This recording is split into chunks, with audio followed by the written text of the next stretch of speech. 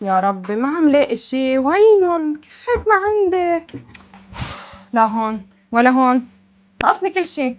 امشي نشوف من عندي كل شي، وراح نشوف هل هو اسم على مسمى مثل ما قال اسمه كل شي ولا لا.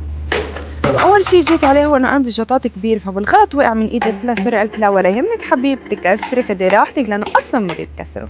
فصرت احمل وكب عشان اتاكد، وقلت يلا هات لي اخد فكرة عن الازاز ومنقي واختار. هون انا ضعت، لانه كل سفرة احلى من التاني وكل سيرفيس احلى من التاني، اشكال والوان. وهون بتضيعوا. انا للصراحة ما عرفت شو بدي انقي، نقوا لي اكتبوا لي بالتعليقات. كفيت وانا ماشي شو لقيتلكن؟ ايوه انا احلى شي بتسالونا عنه اللي هن الكاست ايرون. صار فيكن تلاقون عند كل شي. حملت واخدت سكتلكن شوي لحتى تلاقوا.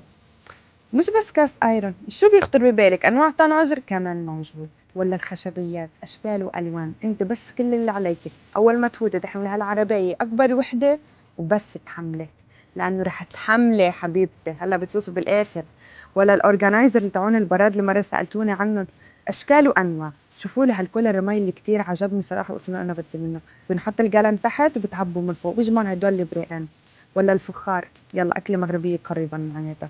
هون حلمك الذي لن يتحقق، حدا يجيب لك فنجان قهوه، ولا القعدات الخارجيه، ولا قصص الصالونات والديكورات. يا عمي بتضيعوا والله بتضيعوا. انا بقلكن فعلا انتوا اسم على مسمى، كل شي عندك كل شي.